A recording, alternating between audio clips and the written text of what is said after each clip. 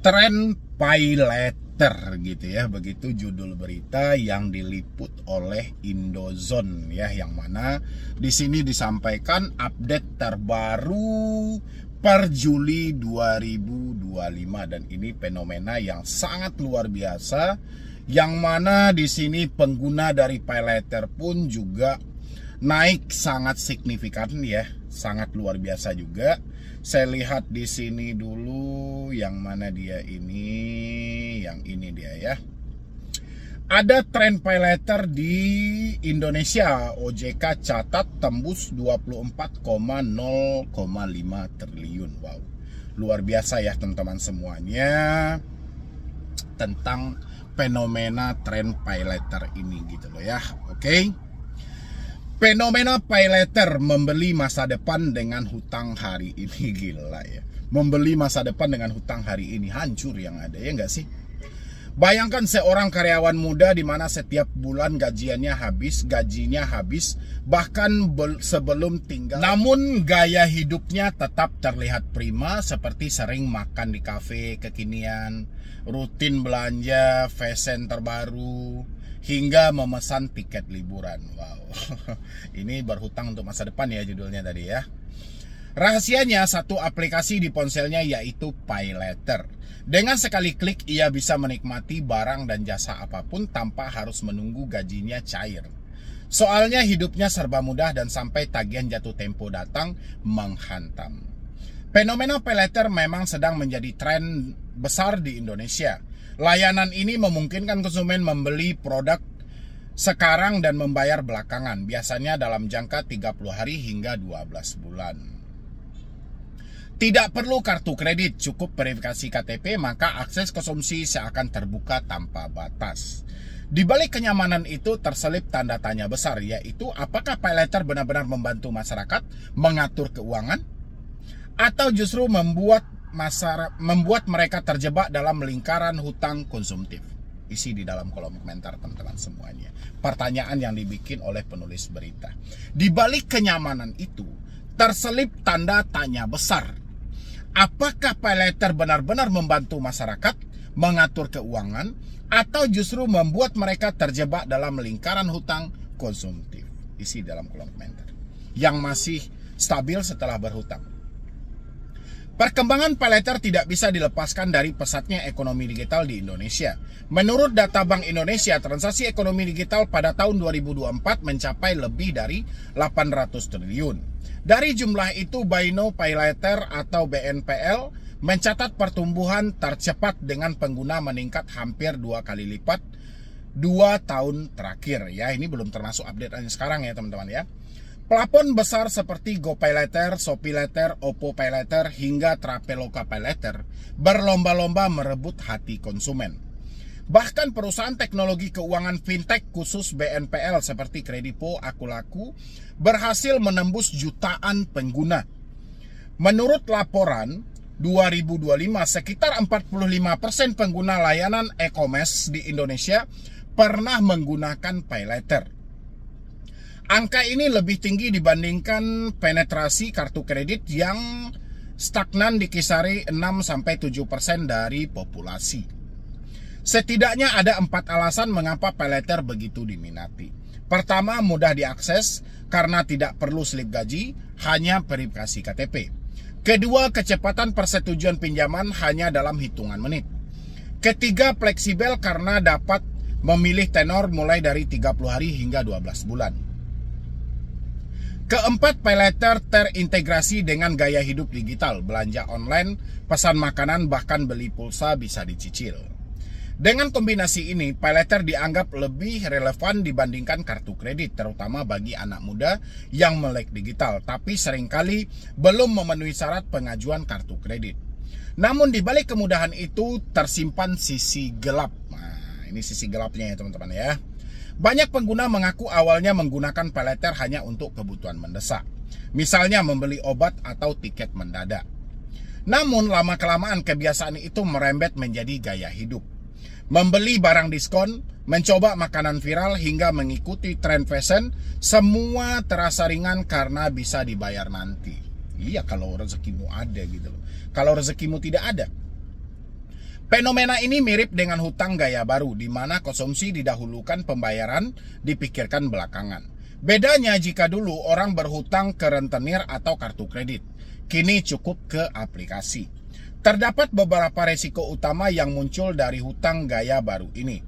Pertama, bunga dan biaya tersembunyi. Ya, itu yang pertama. Untuk poin yang nomor 2, poin yang nomor 2-nya teman-teman, ini kita lanjutkan lagi. Yang mana dia ya? Meskipun disebut bunga 0%, sering ada biaya administrasi, denda keterlambatan hingga biaya layanan yang membuat total tagihan membengkak. Ini dana-dana silumannya yang Anda tidak ketahui. Kedua, efek psikologis yang dimunculkan. Membayar dengan uang maya membuat konsumen kurang sadar akan pengeluaran sebenarnya. Ketiga, pinjaman berlebihan, overlending. Banyak orang memiliki lebih dari satu aplikasi paylater, sehingga utang menumpuk dari berbagai sumber. Keempat, menimbulkan lingkaran hutang saat tidak mampu bayar. Sebagian konsumen akhirnya menutup hutang lama dengan hutang baru. Akhirnya terjadi gali lubang tutup lubang ya. Kisah karyawan muda tadi hanyalah satu dari jutaan potret pengguna paylater yang menikmati manisnya konsumsi instan, tapi tidak jarang berakhir pahit karena tekanan finansial. Ya, oke teman-teman semuanya. Di sini Otoritas Jasa Keuangan OJK mencatat total pembiayaan berbasis paylater di Indonesia per April ini 2020 ini ya. 2020 sampai lebih cemas lagi, survei 2024 menunjukkan bahwa 35% pengguna mengaku pernah telat bayar tagihan paylater. Akhirnya hampir 4 dari 10 pengguna mengalami kesulitan mengelola cicilan. 4 dari 10 pengguna, berarti total 40% orang menyatakan tidak mampu bayar paylater. 40% orang menyatakan tidak mampu bayar paylater. Jika tren ini tidak terkendali, potensi masalah sosial ekonomi akan muncul, yaitu meningkatnya tekanan finansial rumah tangga, menurunnya daya beli real, bahkan resiko gagal bayar masif dapat mengguncang stabil sektor. Dan untuk update yang terbaru, ada tren paylater di Indonesia. OJK catat tembus 24,05 triliun ya. Di sini yang terbaru yang disampaikan oleh Indozone, yang mana di sini ternyata cicilan paylater Indonesia tuh makin menggunung. OJK catat per Juli 2025 total hutang paylater udah tembus 24,5 triliun, naik lebih dari 33% dibandingkan tahun lalu. Berarti kalau tahun lalunya itu sekitar 33 juta, sekarang ditambah lagi 33% lagi. Ini luar biasa ya. Nggak cuma itu, ditemukan juga jumlah pengguna paylater tuh udah sampai 28,25 juta, gila. 28,25 juta, hampir mendekati 30 juta pengguna di Indonesia. Ini yang terdata aja dulu ya. Belum lagi kan banyak lagi tuh yang belum tersorot, yang belum masuk, yang belum ini segala macam. Kan masih banyak lagi ya. Fenomena ini menunjukkan kalau gaya hidup beli sekarang bayar belakangan makin populer di kalangan masyarakat, terutama Gen Z dan milenial. Praktis sih, tapi kalau nggak dikontrol bisa bikin kantong bolong dan beban finansial numpuk. Kan kita sama-sama sudah mendengar ya, bahwasanya tren paylater. Di sini teman-teman, yang kita tangkap di sini adalah akan terjadi nanti kelumpuhan besar dari perbankan. Yang kita sama-sama tahu pada akhirnya orang yang berkecimpung dengan hutang di dunia maya, khusus paylater ataupun di aplikasi pinjol dan segala macam, itu akan berakhir dengan ketidakmampuan, akan berakhir dengan ketidaksanggupan. Pasti mereka nanti menyampaikan, saya sudah nggak mampu, saya sudah nggak sanggup dan segala macam-macam yang mereka sampaikan di dalam hal itu. Ini akan berdampak serius karena paylater akan mengarah kepada slik. Paling tidak 28 juta ya, 28,25 juta warga Indonesia hari ini itu namanya sudah masuk ke slik OJK. Kalau namanya sudah masuk ke slik OJK, ini tinggal perankingan yang terjadi. Apakah rankingnya bagus, kurang bagus, butuh perhatian dan segala macam. Inilah yang akan berdampak serius pada perbankan yang di Indonesia. Ya, tapi nggak ada masalah juga kalau dengan tren-tren paylater seperti ini. Nggak ada masalah juga, kita tinggal menunggu akhirnya. Bagaimana akhirnya? Apakah akhirnya dia mampu? Apakah akhirnya dia sanggup? Kalau akhirnya dia tidak sanggup dan akhirnya dia tidak mampu, yang terjadi apa? Akan terjadi gagal bayar, tidak mampu bayar, dan akhirnya nama dia tercatat ke BI Checking. Apakah BI Checking ini sesuatu yang menakutkan bagi masyarakat? Mungkin kalau mereka yang mentalnya penghutang, mungkin ini akan menakutkan. Tapi kalau mental dia tidak si penghutang, dia nggak akan takut. Apalagi dia yang sudah capek dan lelah karena berhutang. Jadi mumpung masuk BI checking, ke depannya dia tidak berhutang lagi. Apa dampaknya bagi perbankan? Perbankan akan kekurangan nasabah. Perbankan akan kesulitan menjalankan usaha. Perbankan akan kebingungan kemana lagi duit ini harus ditawarkan. Ya, itu yang terjadi buat ke depannya. Jadi tren pay later ya silahkan aja gitu loh. Ya, saya nggak ada masalah karena mengontrolnya pun juga nggak bisa. Bahkan di dalam beberapa e-commerce aja itu memang ditawarkan, beli sempak pun bisa dicicil sampai 3 kali, ya kan? Beli singlet pun bisa dicicil sampai 6 kali. Bahkan hal-hal yang masih bisa kita bayar secara cash aja kita masih mengandalkan pay later dan segala macam, ya karena tergiur dengan kemudahan bla bla segala macam. Ya sudah, lanjutkan aja lah hal-hal seperti itu gitu, yang pada akhirnya nanti setengah dari masyarakat Indonesia namanya terjebak di pay later dan masuk ke slick, yang pada akhirnya bank, pinjol, dan leasing kesulitan menjalankan usahanya. Gimana pendapat teman-teman semuanya? Isi di dalam kolom komentar tentang tren-tren yang terjadi hari ini. Yo, assalamualaikum warahmatullahi wabarakatuh. Selamat sore buat teman-temanku semuanya, khususnya yang sudah ada di YouTube Solusi Hutang MB. Terima kasih banyak ya teman-teman semuanya yang selalu menyempatkan diri untuk mensupport atau mendukung channel ini. Ini ada yang menarik teman-teman gitu loh. Kenapa menariknya? Ada terjadi reshuffle yang besar di dalam kabinet merah putih. Tapi ada dua hal yang menarik yang saya soroti di sini. Ada dua menteri, ya mungkin nggak menteri lagi ya, kita sebut aja mantan menteri. Ya, pertama dari Menteri Keuangan, kedua Menteri Koperasi gitu. Menteri Koperasi kita sama tahu dulunya menjabat sebagai menteri dari Kominfo gitu ya, dan dia juga di bagian komunikasi informasi segala macam gitu loh. Jadi banyak hal-hal yang keterkaitan dalam hal itu berdasarkan isu-isu yang beredar selama ini. Ada backingan lah, ini segala macam lah, terutama judol dan pinjol. Apakah ini akhir dari pinjaman online atau pindar ya, atau pinjaman daring? Karena selama ini yang saya perhatikan, Menteri Keuangan ya, atau mantan Menteri Keuangan Ibu Sri Mulyani seakan-akan tidak peduli dengan kasus pinjol mau seperti apapun gitu loh. Dan begitu juga dengan mantan dari Menkominfo ini, Bapak Budi Ari, sebelum dia menjabat jadi Menteri Koperasi ini, juga tidak mempedulikan soal judul ini mau seperti apa. Bahkan yang terbaru, orang dari Komdigi aja itu berapa puluh orang itu yang diperiksa gara-gara ada keterlibatan dan keterkaitan karena judul. Tapi seakan-akan ini tidak tersentuh. Oke, kita tidak bahas kesananya, tapi kita lebih kepada pinjolnya. Rasa saya ini ada peluang besar untuk pindar ya, bahkan sampai ke OJK pun akan digantikan di tahun ini gitu ya. Karena saya berharapnya bukan pinjolnya yang dibubarkan lebih awal, tapi orang OJK-nya yang diganti lebih awal. Kalau bisa direvisi ulang semua wajah yang ada di OJK, mulai pejabat tingginya sampai ke bawahnya semuanya itu direvisi ulang. Baru nanti dibenahi Asosiasi Fintech Pendanaan Bersama Indonesia, baru bisa memunculkan pindar-pindar yang resmi. Ya, atau mungkin pindar ini dibubarkan aja dulu. Oke, saya mau bacakan beritanya buat teman-teman semuanya. Memang ini tidak ada keterkaitannya, cuman ya selama ini kita tahu sepak terjang dari Menteri Keuangan seperti apa aja yang di cover, dan Menkominfo dulu seperti apa juga ya, walaupun sekarang menjadi Menteri Koperasi. Jadi dua-duanya sudah mantan, dan saya mau bacakan beritanya tentang Prabowo reshuffle kabinet 5 menteri diganti. Oke. Ini sebenarnya sudah hal yang tepat ya, karena setiap keputusan yang diambil, mulai pajak dinaikkan 11, PPN dinaikkan 11 jadi 12, habis itu blunder, habis itu dinaikkan lagi pajak, disetarakan pajak dengan zakat dan segala, pokoknya banyak statement itu yang melukai hati rakyat gitu loh. Dan ditambah lagi yang terbaru, dia menyebutkan guru beban negara gitu loh, walaupun itu katanya sih hasil AI gitu loh, tapi ya oke lah, kita bacain aja yuk.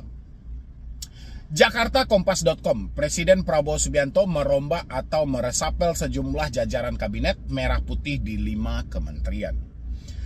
Hal ini disampaikan oleh Menteri Sekretaris Negara Mensesnek Prasetyo Hadi di kantor Presiden, Komplek Istana Kepresidenan Jakarta Pusat, Senin 8 September 2025. Yang kedua, atas berbagai pertimbangan, masukan, dan evaluasi yang dilakukan terus-menerus oleh Bapak Presiden, maka pada sore hari ini sekaligus Bapak Presiden memutuskan untuk melakukan perubahan susunan Kabinet Merah Putih pada beberapa jabatan, kata Prasetyo Senin.